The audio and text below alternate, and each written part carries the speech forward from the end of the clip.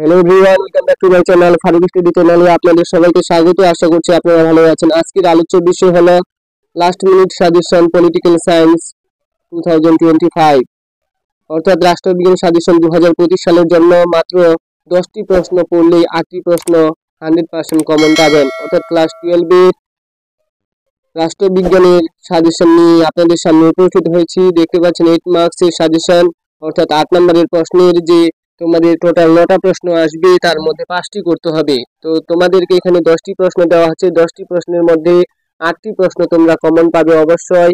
তো ভালো করে সাজেশনটি দেখে নাও। এই 8টি প্রশ্নের মধ্যে তোমাদের কিন্তু 5টি লিখতে হবে, প্রত্যেকটির পূর্ণমান থাকবে 8 করে, অর্থাৎ 5 × 8 = 40।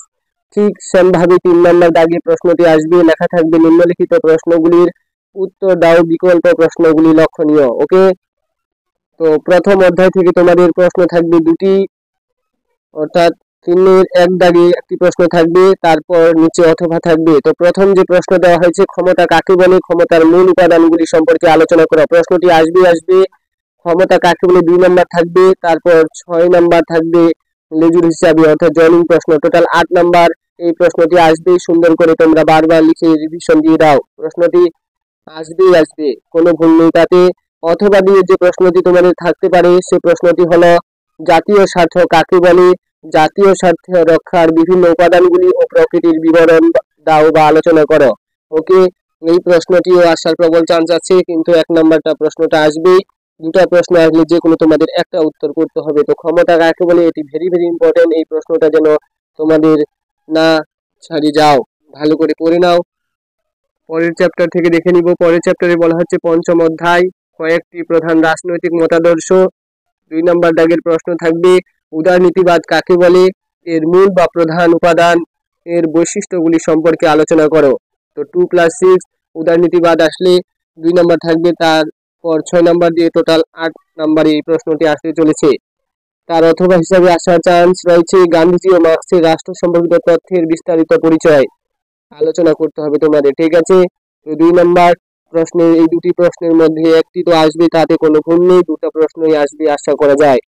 ষষ্ঠ অধ্যায় থেকে সরকারি বিভিন্ন যে বিভাগ রয়েছে সেখান থেকে বিচার বিভাগ এর প্রশ্নগুলো তোমরা অবশ্যই দেখে নাও। 3 নম্বর দাগে কি প্রশ্ন আসতে চলেছে, এককক্ষ বিশিষ্ট আইনসভা ও দ্বিকক্ষ বিশিষ্ট আইনসভার পক্ষে ও বিপক্ষে যুক্তি দাও।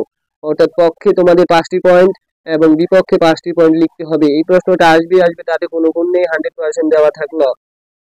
ওকে, অথবা হিসাবে যে প্রশ্নটি তোমরা পড়বে সে প্রশ্নটা হচ্ছে ক্ষমতার স্বতন্ত্রীকরণ বলতে নীতি বলতে কি বোঝায় বা কি বোঝো, কঠোর ক্ষমতা নীতি সম্ভব নয় ও কাম্য নয়, এই মন্তব্যটি কতটা কার্যকরিতা বিচার করো বা মূল্যায়ন করো। এই প্রশ্ন দুটার মধ্যে দুটাই আসার প্রবল চান্স, একটা তো আসবেই, তোমাদের একটি লিখতে হবে। তো দুটাই সুন্দর করে পড়ে নাও, এর বাইরে প্রশ্ন হবে না। সপ্তম অধ্যায় থেকে দেখে নিব, চলুন কি বলা হচ্ছে সপ্তম অধ্যায়ে। যে 4 নম্বর দাগের যে প্রশ্নটি, সে প্রশ্নটি হচ্ছে ভারতের অঙ্গরাজ্যের মুখ্যমন্ত্রীর ক্ষমতার ভূমিকা আলোচনা করো। অর্থাৎ ভারতের যে কোনো একটি অঙ্গরাজ্যের মুখ্যমন্ত্রী, অর্থাৎ প্রত্যেকটি অঙ্গরাজ্যে, ভারতের যে 28টি অঙ্গরাজ্য রয়েছে এবং 8টি কেন্দ্রশাসিত অঞ্চল, সেই 28টি অঙ্গরাজ্যের যে কোনো একজন মুখ্যমন্ত্রীর কি ভূমিকা বা কার্যকলাপ রয়েছে তা কিন্তু পয়েন্ট আকারে 10টা পয়েন্ট সুন্দর করে 4-5 লাইন করে লিখতে হবে। অথবা হিসাবে যে প্রশ্নটি থাকবে ভারতের রাষ্ট্রপতির ক্ষমতা ও কার্যাবলী আলোচনা করো। অর্থাৎ ভারতের প্রধানমন্ত্রী 2024 সালে চলে এসেছিল, 2025 সালের জন্য রাষ্ট্রপতি ইম্পর্টেন্ট, অর্থাৎ রাষ্ট্রপতি আসবে, তাতে কোনো ভুল নেই। এই দুটা পড়লেই তোমরা একটা কমন পাবে, দুটাই আসার প্রবল চান্স। 5 নম্বর দাগের প্রশ্ন হচ্ছে ভারতীয় পার্লামেন্টের ক্ষমতা ও কার্যাবলী আলোচনা করো। ভারতের পার্লামেন্টের ক্ষমতা ও কার্যাবলী আসবে, ভালো করে তোমরা অবশ্যই পড়ে নেবে, বারবার রিভিশন দিয়ে দাও এই প্রশ্নের উপর।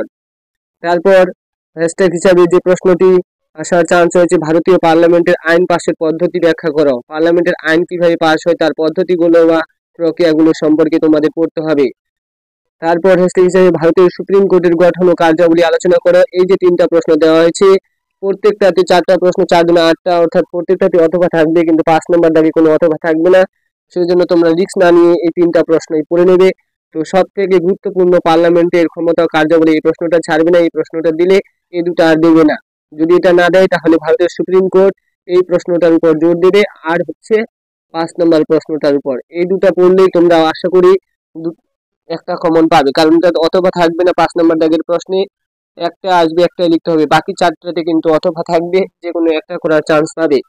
তো ক্লাসটি এই পর্যন্ত, ভালো লাগলে বন্ধুদের মাঝে বেশি বেশি করে শেয়ার করে দেবে এবং ফারুক স্টাডি চ্যানেলের নতুন সদস্য হলে চ্যানেলটিকে সাবস্ক্রাইব করে পাশে থাকবে। থ্যাংক ইউ ফর ওয়াচিং, দেখা হচ্ছে পরের ভিডিওতে।